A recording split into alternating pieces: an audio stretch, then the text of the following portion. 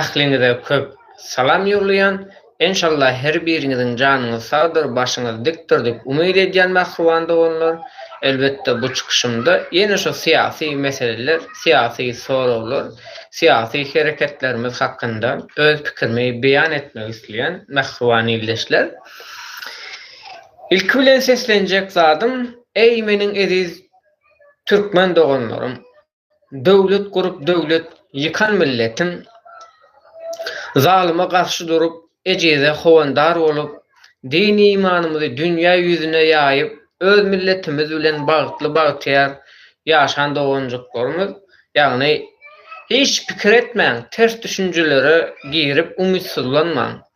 Biziň ata-babalarymyz hiç haçan ejide zulüm etmedi, ejidin hakkını iýmedi. Emma bu biziň ata-babalarymyz şular diýip görkezýänler we gelecekki nesillere ýigreçli bir taryh galdyrýanlar bardyr. Öz halkyny edip, öz halkyny ýok edip, öz halkyny gynap, bizlere prezident bolanlardan elbetde haýyr gelmejegi belli.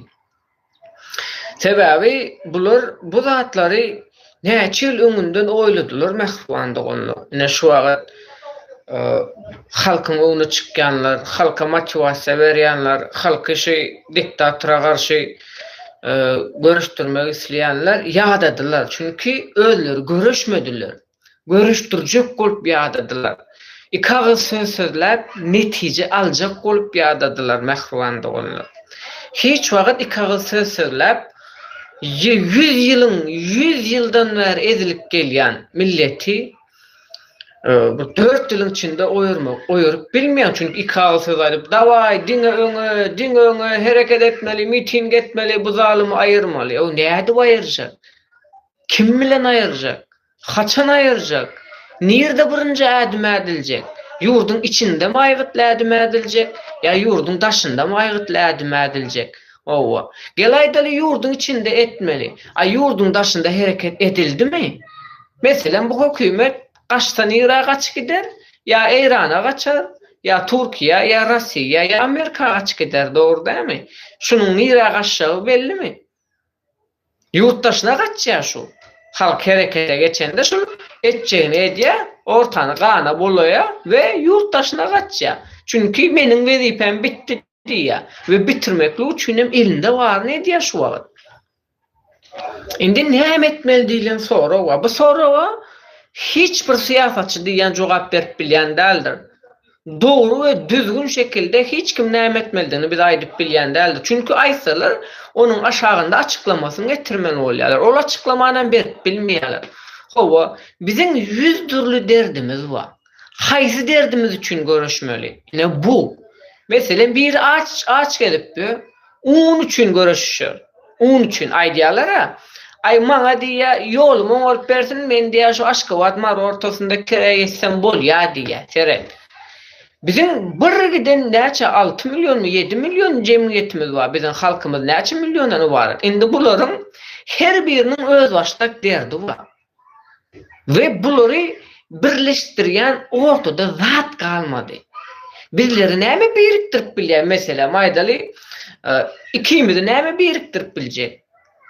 O musulmanlykdan namyşan galdymy? Din imandan namyşan galdymy?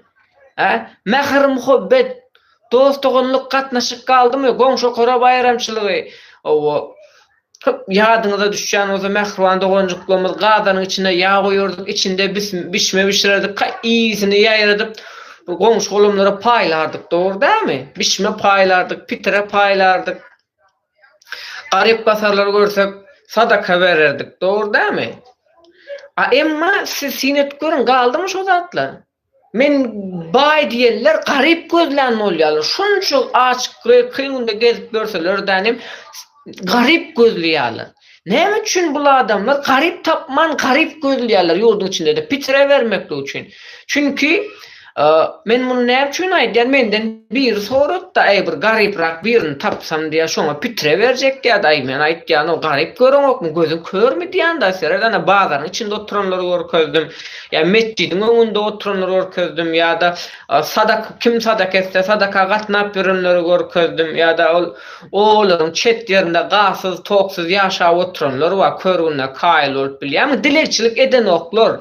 Ýöne körüne kaýyl bolup ýaşap oturýar çet ýerlerden. Ne gazy bar, ne tow bar, hiç zady ýok. Çagalar bilen şu taýak bardylar, palçykdan jaý galdyrdylar. Şu taýda ýaşap oturýar. Men hem aýtdym, gitdi şolara ber pitire diýdim, pitiren bar bolsa.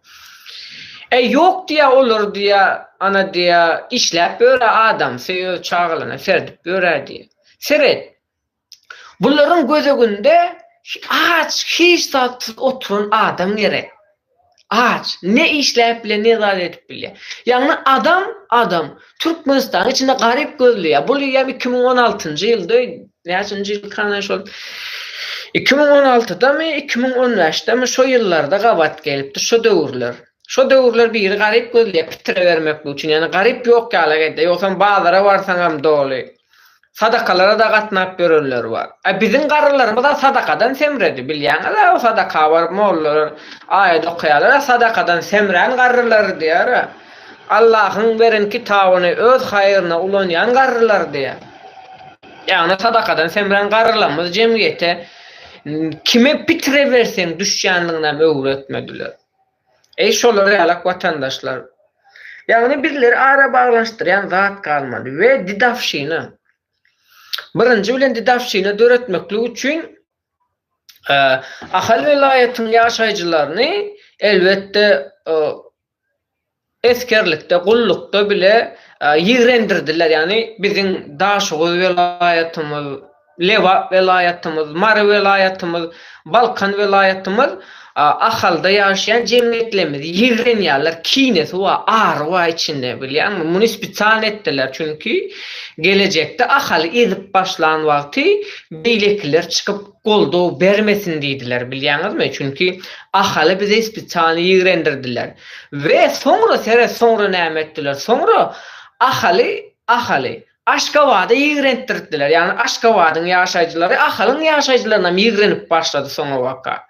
Sinet görýänler indi Aşgabatyň halkyna ahaly ýigrendirdiler. Danym Aşgabatyň özüne alik galdylar. Ortada danym näme etdiler? Gümpüldetdiler. Näde gümpüldetdiler? Aşgabatyň ýaşaýjylaryna bu haram hökümetiň tohum tijini musallat etdiler. Edil düş kenep ýalap çöktüler. Bu haram hökümetiň haram tohumy gaýlary, suutlary, ondan sonra polisiýalary, uçaskowoýlary, şu taýda ýaşaýan goňşy golamlaryny urmana, ezmäne başladylar. Çünki indi ahalyň halky urulup duka, mesela Maýdan Aşgabatyň içinde şolar ýalak zatlar bolupdy. Uçaskowoýlar urulýar, gaýlar urulýar, häkimetiň işgärleri urulýar. Mesela özüňiz görensiňiz, ýa-ni 1 ýyl mundan bir gyýjaga murup öldürdiler. Häzir hem deriňän oklar. Şolar ýalak jemgyýetimiz öldürilipdi. Ve bu indi ahalyň ýaşaýjylary hem gözümýär. Beýleki velayatlaryň ýaşaýjylary hem gözümýär. Indi Aşgabatyň içinde bir giden adamlar zulüm altında. Kimiň zulmüniň altında? Haram hökümetiň tohum tijiniň zulmüniň altında. Çünki düşkenep ýalak Aşgabatyň içinde sardylar ve jaýlaryň bagasyny gymmatlatdylar. O taýda adam az ýaşaýar. O taýda adam az ýaşaýar. Indi siz pikir edip görün. Diýmek isleýän adam näme? Birleri birekden ayırdılar. Doğrudan Aşgabat'ı kaldılar, Aşgabat'ı ezdiler. Aşgabat şu an kimin kontrolünde? Haram hükümetin kontrolünde. Haram hükümetin tohum tiyeceğim Aşgabat'ı ezip otuyorlar. Biznesmenleri, telekeçileri, hemmesini ezip otuyorlar. Sine diýäňizmi? Ezip otuyorlar, elini saklap. Çünkü haram olur. İmansız olur, vicdansız olur, ölüme münasip olur. Eğer biz olur yok etmesek, olur bizi yok edecek, bizim çağlarımızı yok edecek. Çünkü olur vicdansız, imansız, hudaran olur. Olur ne Allah'a inanýarlar, ne ahirete inanýarlar, olur hiç zata inanmaýarlar. Olur musulman bile değil. Görüňizokmy, isläni öldürýärler, isläni urýarlar, haramçylyk östürýärler. Haramçylyk nerden ýaýraýar? Şolardan ýaýrak gitdi. Şolar haramçylyk ýaýratýarlar. Sonra sen haramçylyk etdiň diýip seni türmäge basýarlar. Çilimi şolary getirýär. Ondan sonra neşe serişteler şolardan çykýar. Şolary getirýär neşe serişteni. Kalyany şolary getirýär. Aşgabatyň içinde diskotekalary, naşnoy klublary, giyjek diskotekalar şolary ýöretýär. Kafedir güýçlü biznesmenler şolary ýöretýär. Dermanhanalary, derman senawatyny şolary ýöretýär. Ve bular jemgyýetiň içinde bu hilegerçiligi ýaýýarlar. Sende kalyan çekýän, çilim çekýän, neşe çekýän. Ondan sonra gidip bularyň ol güýçlü dermanlaryny alýan. Soňundan sen bu zatlary etdiň diýip hökümet seni basmana başlaýar. Kalyan çekdiň diýip türmäge basyp başlaýar. Seni gör, çilim çekdiň diýip, çilim satýan diýip magazynyň elinden alýarlar. O gözüňe tükür. Özleri hökümet magazynda uçoska oýlara jemgyýeti oçura goýdurup çilim satýarlar o. Hemmeňiz diýir şaýatsyňyz bara, oçura durup çilim alyp satansyňyz, dogry dämi? Indi ýolutyn etrafynyň ýaşaýjylaryna hemmesi bilýär bara. Çilim oçura durup çilim alyp satýarlar, şeýdip öz çağılaryny ekleýärler, çağıjyklaryny okuwşy alyp berýärler o. Ýerden sagat gidýärler, oçura durýarlar, 3 sagat oçura durýarlar. Adamam kän. Meselem ýolutyn etrafyndaky hökümet magazynda çilim paýlanyp duran bolsa, Türkmen galadan, Guşgudan, Mardan, Bayramaldan, her yerlerden bir giden adamlar gelýär, her owalardan. Adamlar gelip oçura durup çilim alýarlar, çilim alyp satýarlar. Meselem hökümet magazynda uçoska boýlar, polisler oçura goýup bizim jemgyýetimizde çilim satyp durlar. Bizlerim hökümet magazyndan çilim alýar, magazyndan çykýas, aňyrak gitýäs, tanyp telekeçilere çilim satýas. Meselem 50 manatdan alýas, 100 manatdan telekeçe satýas. Dogrymy? Dogry. Hemmeňiz başymyzdan geçirdik. Indi pikredik görüň dogonjuklarymyz. Men gitdim. Men gittim, bardım, çilim aldım, yüzüme seretdi. Polisler, köpüsü tanıya da, bizler tanıya da, o şäherin oglanlary da tanıya. Yüzüme seretdi, çilim berdi 2 paçka. Sen aldın däme diýdi, çilim diýdi. Alamok men diýdim. 2 paçka çilim aldım, daşaryk çykdym. O aňyrak ýörek gitdim, bir oglan dur ekeni, çilim alýan diýdi. Sattım 2 paçka çilim, oňa sattım dany. Pulum aldım danym, ýyzym örüp ýörep bardım. Ýam şonu bir sana uçoska goý saklap, sen çilim satýan diýip şonuň jugsundaky puluny aljak bolup durýar. Siz pikir etip görýärmi indi, seret? 2 mundam geçen o. Menem bardım danym, diýdim, çilim satýan gerekmi sana diýdim. Barany diýdim, şo taýda diýdim, naçalnik milisiýa çilim satyp dur diýdim. Naçalnik milisiýa satyp oturýarlar diýdim. Bar diýdim, ana şonu tut diýdim. Gözüme getirip görün o, bulup duran zada seni kaptalcık o, kaptalcık. Seret näkilik edin onsoň indi, bulam hayır diýsem, öýe geldim akşam saat 9'da. Watan habarlary başlady, ol watan habarlary. Gurban goly gözel şagyl ýuwanam gujogyna alypdyr, bular bilen üýşüp karapka çilim otlap durar. Çilimleri otlap durar, ýani neşe sere işdesi diýip. Men aýdan hay Huda ýuran tohum çüýren uwliýalar almasyn, gurbana gitdim, mazaryny topraklar almasyn Allah janwara. Her näseni Türkmenistan toprağında jaýlan wagtlary toprak seni almasyn, gurbana gitdim mara. Her näseniň läşiňi itler kuşlarym iýmesin, gurbana gitdim. Her näseniň jesediň bile çüýremesin de Allah janwara. Türkmeni şeýle gynadyn, Türkmeni şeýle közedin Allah jan. Bu toprak seni almaydır da, Türkmenin bereketli toprağında senin mazaryň bolmaydır da, tohum tiýiňem, seniňem, gurbana gitdiň bu millet senden we tohumyňdan aýrylganç bir şekilde aralaydyr da, hak Hudaýdan dilýän gurbana gitdiň, bir ýaradan Allah'tan dilýän, bu millet senin külüňi sorup aralmaklygyny Allah'dan dilýän da gurbana gitdiň inşallah wara. Herna edenlerini çekaýsyň da. Şu wagt synesdeňiz biz bu haramy aýryp bilemizok. Çünki bu aýrylmazlyk üçin vilayet aralaryny uzaklaşdyrdy we Aşgabatyň içinde adamlary azaltdy. Bilýäňizmi? Häzir biz bu Hudaýyny topa tutmakly üçin nire gitmeli bolýar? Aşgabada. Emma sen Aşgabada Vilayet nomur maşinlaram salanoklara. Vilayet nomurlarında bu cemiyetimiz bu hükümeti ayırmaklı üçün nerede hareket etmeli? Ondan bile aydıp bilen oklara. Çünkü nemede kuşka varmalı. Ey tentekler. Kuşka varmaklı üçün adam ne edip Aşkavada gitmeli. Poyda bilet alıp bilen oklar. Poyda bilet almana pulları bile yok.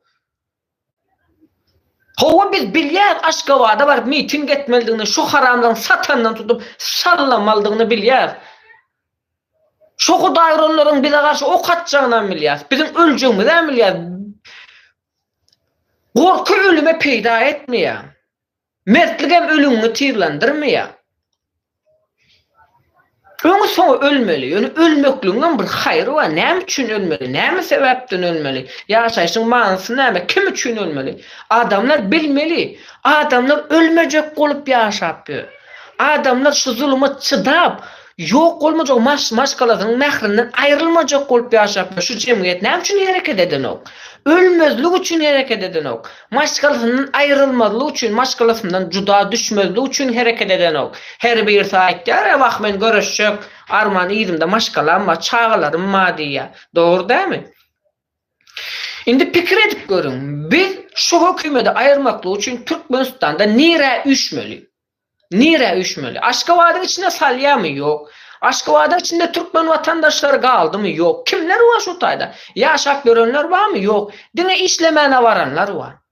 Oğlum birisi onun mağadini işletya, birisi bunun zadını işletya. Her kim işlemene varan. Körgünde kail işten kovulmacak olup hemme da razı olup işlep bölür. Hemme da razı yeter ki işten kovulmacak. Şöyle Hudaýron veli zınalar var, çöptüğüler var. Seni işten kovacak olup ya da seni öldürene yapacak olup öyle ezyalar cemiyet her taraf edeni mesela mayda Türkiye'de bizim vatandaşlarımız nahili hadı çabuk bilen işlerler. Diýendir şolar ey bilet men bular ýala sözler hiç wagt eşitmendim diýendir ýöne çağalarym üçin maşgalarym üçin men şu sözlere razy bolmaly bolýan diýip käbir türkde işleýänleriň aýdýan sözlerini, kelimelerini çekip çydap işleýändirler bilýärmi? Aşkawatda aklarym şonlaly körgünde gaýyl bolup işinden kovulmajak bolup işläp böler. Indi siz pikir edin, bu jemgyýet nädip herekete geçmeli? Nädip nire üýşürmeli bu jemgyýeti? Lewapdan Aşkawada gelip bolýarmy meselem? Men maşinime mündüm diýeli Lewapdan. Aldım ýanyma da bir giden oglany, aldım ýanyma 6-7 sanak men diýen gaý. Allah'a iman edip gören ýigitleri aldım ýanyma. Watan üçin, halk üçin, ýaş gelecek üçin ölmelimi, ölmeli, iza dönmeli däl. Gittik. Owa, indi men Aşkawada ýetip barýarkan men ýolda gaýlar saklya girmek bolmaýardy ýa. Owa.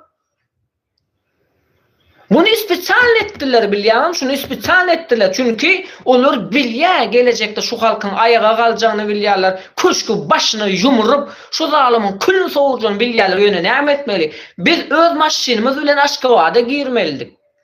Biz öz vilayet maşinimiz bilen Aşkawada girmelidik we köçeleri gawamalydyk bilýän. Köçeleri her köçäni, her ýoly, her yeri, mesela maydal aeroporda gitken yolları, başka yolları, velayetlere gitken yolları biz maşinlamız bilen yapmalı. Aşkavadın tutuş teritoriyasını biz velayet maşinlamız bilen yapmalıdık çünkü daş töwregini. Emma bular salan var.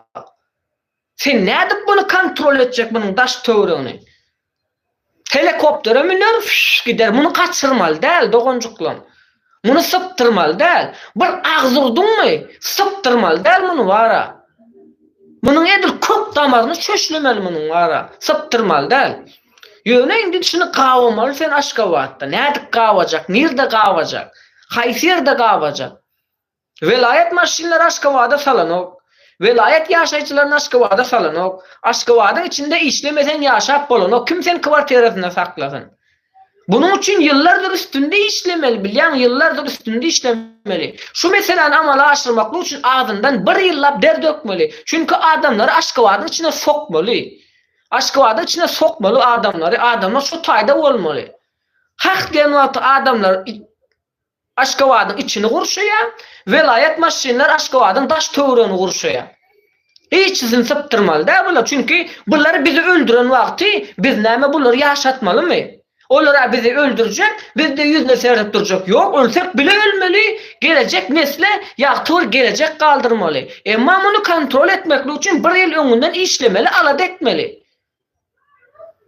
O siz vilayetleri kontrol edip bilýäsmiň belki vilayet hakimleri. Hakimler ýok edip bilýäsmiň belki vilayet hakimlerini. Gelaýdaly vilayet hakimini aýyrdyň, hökümet belliýe ýene şowurzat gidýär. Çünkü muny aýranyň bilen ýene hakim gelýär, ýene şowurzat edýär. Dogry da meni şowurzat. Şowur çarky pelek aýlanyp durýar. Etmesi näme şu hökümet doganjyň. Bunu etmekli üçin adamlar tijenmeli. Esasen opozisiýa güýçli bolmaly. Çünkü oturup pikir etmeli. Bizim vatandaşlarımız Aşgabatda girip bilen ok. Öz maşyny bilen girip bilen oklar. Meselem işlemek üçin hem iş çok o taýda. Ýöretis bir tane firmalar durdurda. Opozisyonerler. Aşgabatda içindäki guruluşyk firmalary şu wagt tok tutdular. Çünkü Aşgabatda içine adam gelmezler ýaly. Çünkü bu işi bular tez bir şekilde amala aşyrdylar. Anandi Aşgabatyň içinde mesela maýdaly beýlekine şu Ýewropa döwletlerinde nähilek mesela paýtagtlarynda nähilek adam kan turisti var, gezmene geleni var, o sebäp bilen gelen, bu sebäp bilen gelenleri var. Emma Aşgabatda adam ýok. Aşgabatyň içinde video çekkenleriň videosyna seredip görün ýa şu taýda reportaj alyp berilýän reportajyna seredin, adam görünýärmi? Adam barmy? Adam ýok köçelerde, bazarlarda, adam garmady. Olaryň bazarlarynda adam ýok daja. Söwdeger, telekeçi, potrosçy galmady. Adamlaryň ýüzünde mehr, muhabbet galmady. Adamlaryň Allaha bolan ynanjy ýitip barýar. Adamlar Allaha bolan ynanjy gidenden sonra saňa ynanarmy? Sen kim? Onun ýüreginde Allaha bolan imany wady, Allaha bolan ynanjy wady. Onam ýok edip otýlar, haram bollar, onam ýok edip otýlar. Sonra bu adam Allahdan ynamy üzülen adam saňa ynanarmy? Sen kim? Bize ynanarmy? Han sen de özüň oturda pikir et gör, Allah'a ynanmaýan adam saňa ynanyp seniň diýeniň edip şu haram hökümet aýarmak üçin hereket edermi? Ýok. Çünkü munyň ynam perdesi gitdi. Ýüregi ýanyp kül boldy. Indi siz bana aýdyn, şu haram hökümeti ýok etmek üçin näme etmeli? Aşgabatyň taş töweregini gurşamaly, gawamaly. Velayet maşyny ýagmaly, şuňa bilýärmi? Daşoguzdan, Lewapdan, Mardan, Balkandan, Ahal velayetinden her yerlerden 5 velayetin 5'i Aşgabatyň daşynyň öz maşynlary bilen ähli ýoly ýapmaly, kontrol almaly. Ähli maşynlar ýoly ýapmaly. O içinde adam var mı? İçinden adamlar çıkarmalı. O ne içine adamları yerleştirdiniz mi? Adamlar aydıldı mı? O şu tay kvartiralara, şu tay işlemene baran adamlar, yaşamana baran adamlar var mı? O Aşgabatyň içinde haýsy köşk bolacak? Köşkü nerede bunun? Adresi nerede? Planını çizdiňiz mi? Projesini çizdiňiz mi? Ediljek işler çizdiňiz mi? Kontrol edecek adamlar taýýarladyňyz mi? Barmy bir zatlar? Han vatandaşlar öz pikirinizi ýazyň şu haram hökümetiň külün sowurmakly üçin sizlere bir ideologiýa, size bir proje, size bir proýekt berildimi? Öwredildimi? Kerim gowmy adaýlar diýe. Aleyküm salam Merdan, hoş geldin. Salam aleyküm diýe. Aleyküm salam. Şeyh Muradow salam aýtdy sana dowunda. Merdan, men sana moderator berýin. Sen mara nerwa girýänler wara gönmel bilýän özüň bar. Men sana moderatorlyk berýin, sen dinläp oturursyň. Tak, начинать moderator. Ведущий moderator. Merdan, sen özüň saýhalasana wara lişni komentar ýazýanlary. Seredin vatandaşlar. Indi özüňiz pikir edip görüň.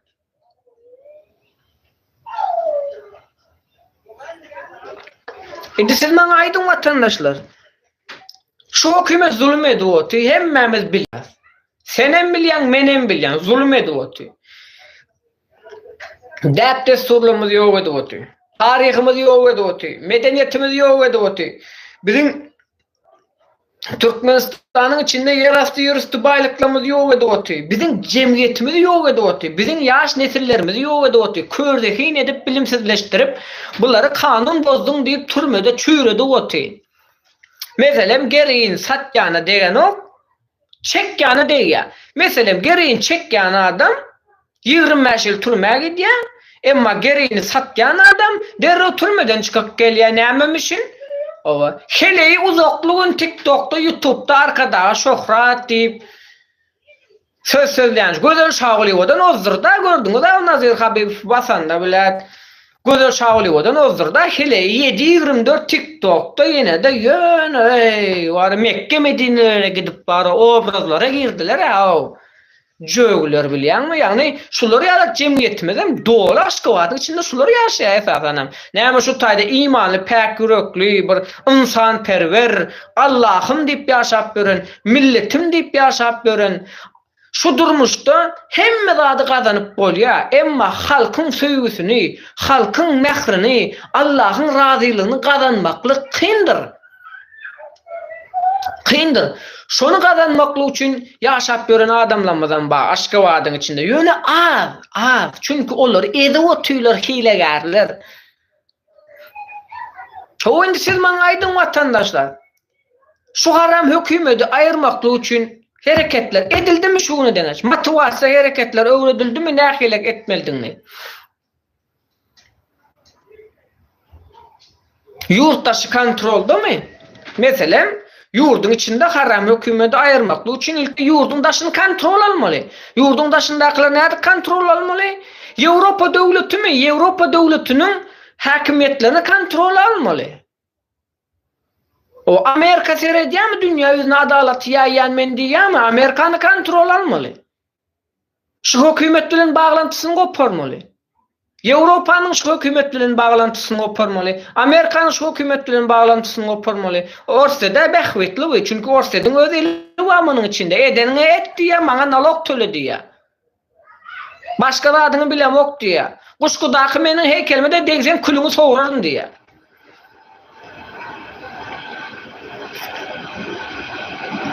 Siz soru olunuz yanın vatandaşlar.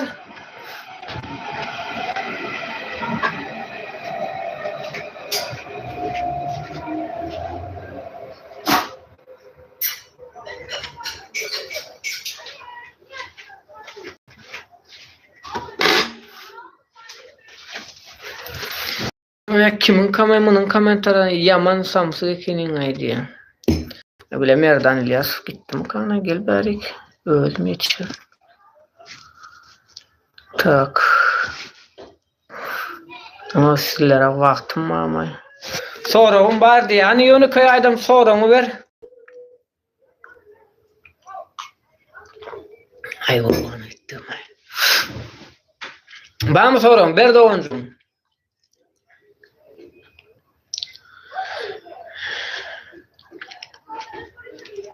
Şolar ýaly vatandaşlar.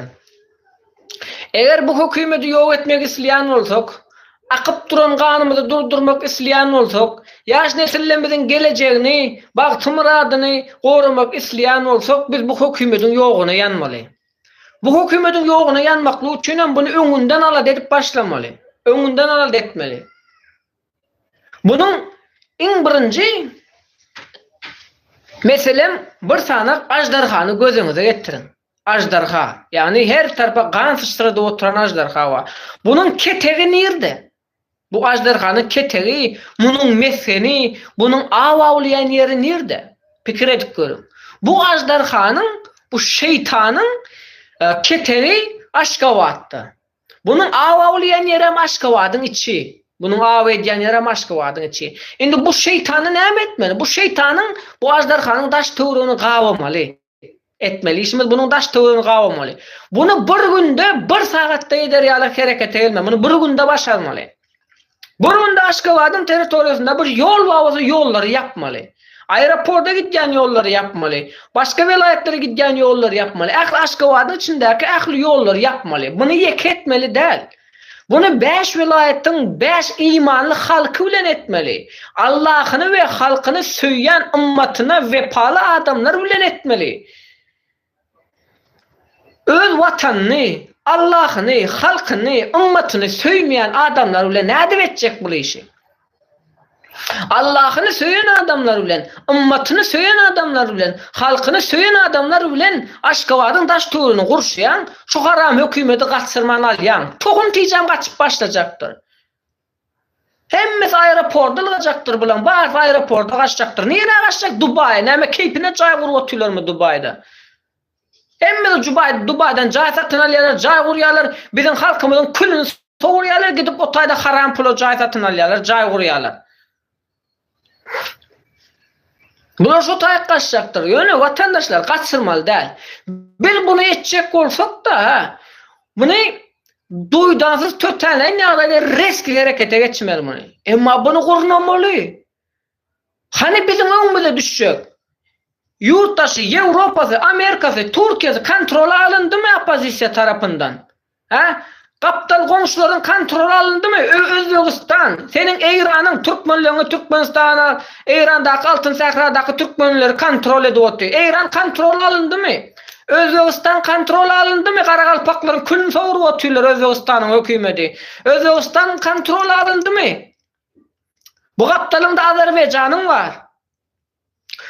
Türkmenistan'ın teritoriyasındaki devletler kontrol alındı mı opozisiya tarafından? Yurdun içinde sen bu haram hükümetin külünü soğuracak olsan, ilki yurdun taşını kontrol almalı. Alındı mı bu zatlar? Yurdun içinde kontrol almaklı için, yurdun içindekileri ayağa kaldırmaklı için adamlara umut vermeli. Adamlar yemek içmek için yaşap böyler. Körgünle kail olup şu zalimin zulmuna şükredip yaşap böyler. Çünkü bunlar haram olurlar, ukudup böyler. Sadakada, toy merekede her yerde uklatyalar, vaaz nesihatlarında. Näme oňlamana bir giden adamlar çıkıp vaaz edip otuylarmış öýdüp, ha? Näme oňlamana ýaýynlaýandyr öýdýän olary. Näme Allah'a bolan söýgümiz, zalime bolan zulmumyza sabrymyz mı? Sinet kurun hökümet tarapyndan ýaýynlanýan mollalaryň wagazlaryna Allah'a söýdürmek isleýärler, zalimin zulmuna göz yumdurmak isleýärler. Sabr bilen, şükür bilen bizim külümüzi sowurmak isleýärler. Hani bizim ýedi arkamyz o, hani bizim ýedi arkamyz o. Babaň babasy, babasynyň babasynyň babasy diýerdik, öwliýalara gidip aýat okardyk. Hani kaldymy? Ha? Kaldymy şu zatlar o? Bir giden adamlar ärini taşlady, aýalgylar ärinden geçip başlady, ärler heleyden geçip başlady. Äjüt mäjüt dolup ýaşgylaryň külün soğurup başlady o. Ýaşgylarymyň ama işi gaýtdy. Ama hukuk goraýjylaryň bu ýene garagorlaryň aýalgylaryň hukugy, aýalgylaryň hukugy, aýalgylaryň hukugy, halkyň hukugy nerede? Halk elden gidip barýar, medeniýet elden gidip barýar, däpdesur elden gidip barýar, halkymyz wagşylaşyp hem din imany terk edip barýar. Ýaş neslin külü soğurup barýar.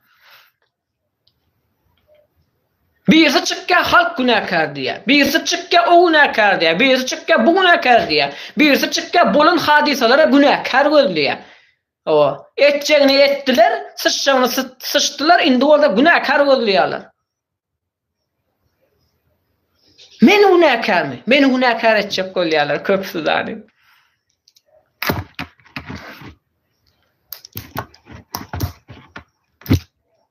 Bir sana tentek çıkıptır, şeriat isliya. Näme isliya diye, ödem görkede elini kesmeli diye şeriatı göre. Ey Hudaý uranlar, imanı vicdanı terk edenler, şeriatın nämediğini bilmeýänler. Oku Kur'an, oku. Diriliş näme diýýoti? Näme diýýoti? Näme aýdypdy? Adamları şeriat bilen gorkup oturar, tentek var. Men adamları näme çağırıp otun? Men din imana çağırıp otun, imana gelin, towba edin diýän o. Özüňiz diýäňe de halk günahkar. Menem şonuň üçin aýdýan, ey watandaşlar, imana gelin, towba edin, towbaňyza daýanyň diýän o. Göz yumman gapdyňyzda ejer çekkenlere diýän. Bu bolsa näme diýär? Ana diýär. Ekstremist, separatist, şeriata çağırýar, näme diýär, beýtýär dip, ey şeriatyň nämediğini öwren. Din imanyň nämediğini öwren, din duk.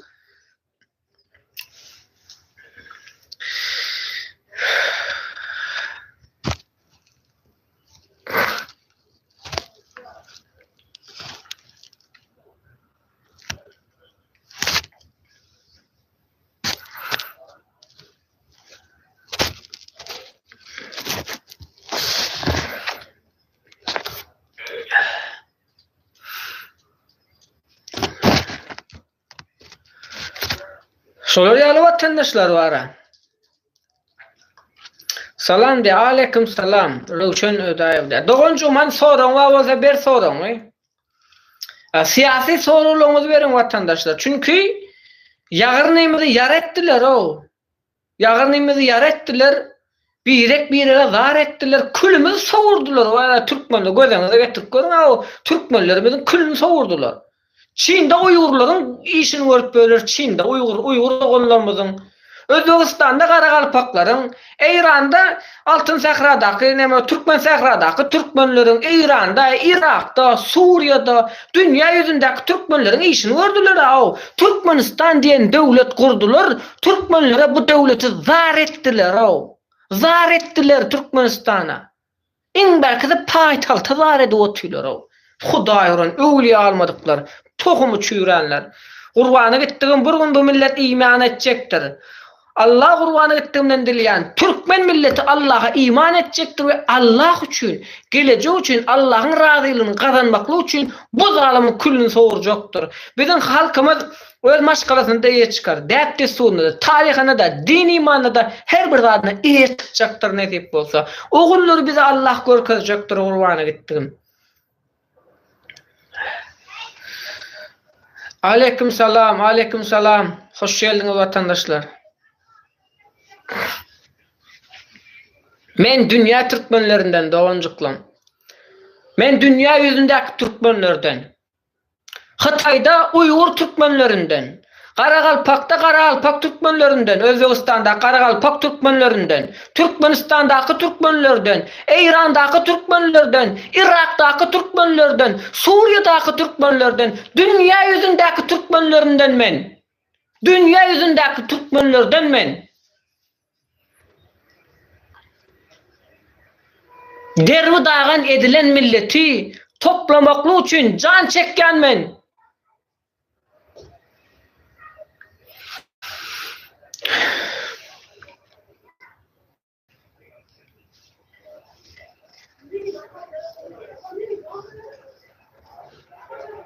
O vatandaşlar, bir wagtlar biziň ata-babalarymyz owa giderdiler. At üstünde ele kılıçlı can vererdiler. Giderdiler, gürleşerdiler, ağda birleşerdiler. At üstünde ne giden çölleri gezerdiler. Şu wagt bizde mümkinçilik var. Şu wagt biziň elimizde telefondur, internet var. Bize owa gezmeklik değil. Bizlere oturun yerimizde birek cemlemeklik var dogonjuklam. O ata-babalarymyz at üstünde geçti. Eli kılıçlı düşman bilen çarpıştı. Halkyny halas etdiler. Halkyna gala alyp berdiler. Galalary fethetdiler. Halkyny gorap düşman bilen söwüşip sultan boldular. Emma bu Hudaý uranlar ýaly halkyna zulüm edip prezident bolmadylar. Emma bu Hudaý uran ýaly halkynyň ýardyny garyp etdiler. Ýardyny haramçılığa başvurup durupdular. Yani iki parçaladılar. Yarını garip ettiler, yarını bay ettiler, haramçılığı östürdüler. Yani halal ile haramı yaydılar, bizi parçaladılar. Ve prezident oldular, inden döwran sürýärler.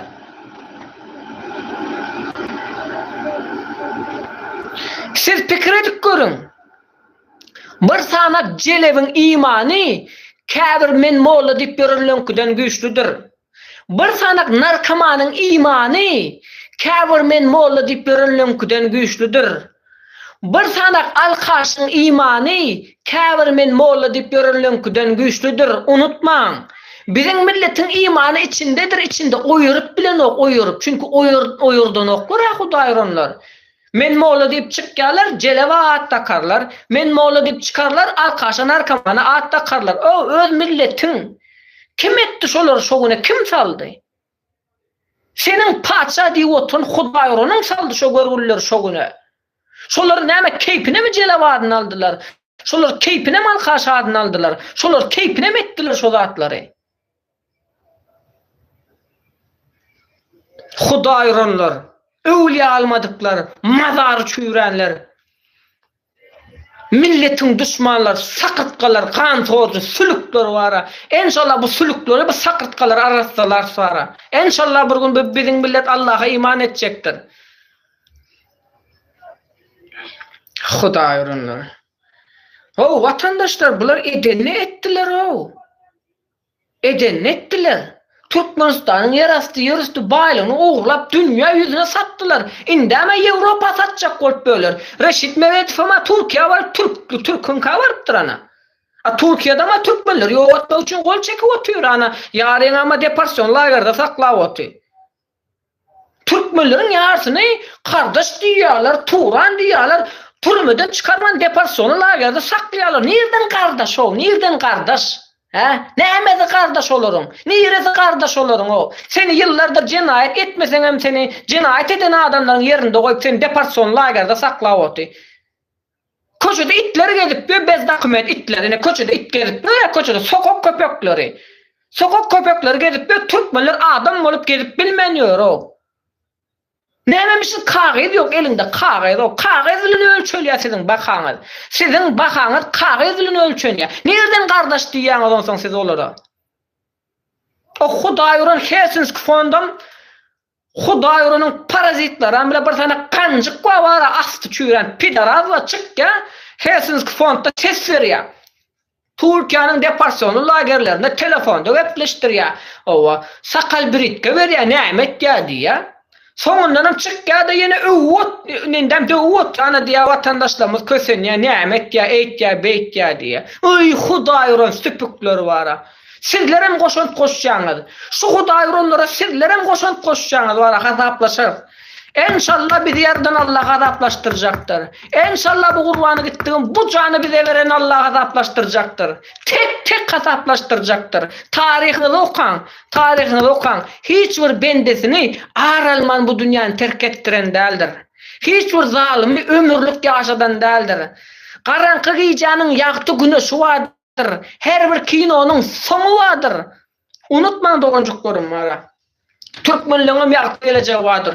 Dünya yüzündeki Türkmenler cemleşecektir. Dünya yüzündeki. Afganistan'daki Türkmenler, İran'daki, Irak'daki, Suriye'daki, Türkiye'deki, Türkistan'daki, Doğu Türkistan'daki, her yerdeki Karakalpak Türkmen doğumcuklarımım. Hemmemiz birleşecektir. Hemmemiz bir olacaktırız. Ceviz olacaktırız. İnşallah nasip olacaktır.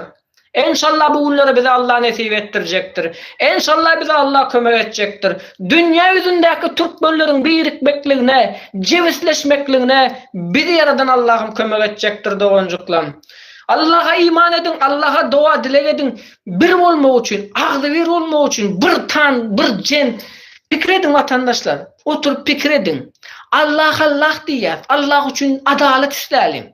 Bize güç kuvvet vermekliğini, şu zalimin külünü soğurmaklığı için dünya yüzündeki Türkmenlerin birikmekliğini, bir can, bir ten, bir yürek bolmaklığını. Yeke yalnız biz başarmayız doğuncukluğumuz. Biz bir olalım. Biz bir olalım.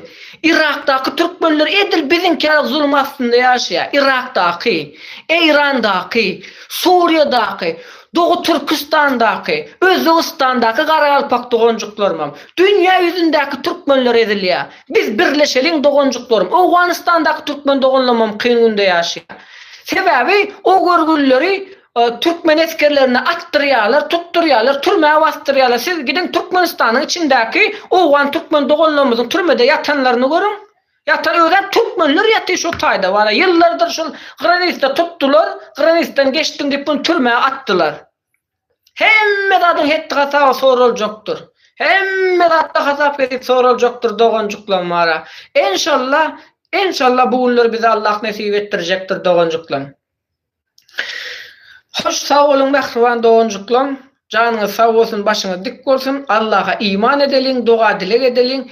Ağzı birleşmekli için, cevizleşmekli için, bir can, bir ten, bir yürek bolmaklı için Allah'a iman edelim doğuncuklarım ara. Ağzı birleşelim, birlikte hareket etmekli için Allah'tan adalet dileyelim. Koy bize Allah'ım güç kuvvet versin, bizlere imanlı yürek versin. İmanlı yürek versin doğuncuklarım ara. Hoş, sağ olun. Özünüze kucak seredin, Allah'a emanet olun.